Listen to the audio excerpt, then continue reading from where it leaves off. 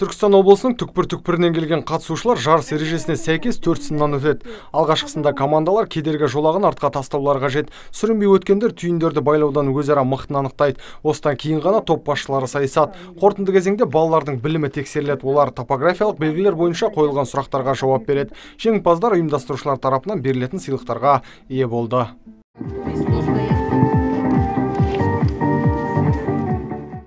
Балалар жарыс барысында экологиялық сенбілікке де белсене қатысып, арнайы алғыс хаттарды иемденді. Ұйымдастырушылар осындай жолмен елбасының рухани жаңғыру бағдарламасын кеңінен насихаттай келе, жас туристердің шеберлігін шыңдамақ. Бұдан бөлек мектеп оқушылары арасында туризмнің танымалдылығын арттырып, жасөспірімдердің осы салаға деген қызығушылығын оятпақ. Жарыс өзінің мақсатына жетті деп ойлаймын. Өйткені бізбен бірге әріптес ретінде әрі қолдау білдіріп, әрі төрешілік жасаған жаңағы біздің төтенше жағдай қызметкерлері. Сондықтан да жарысқа ешқандай шағым түскен жоқ. Оқушылардың көңіл күйлері жақсы.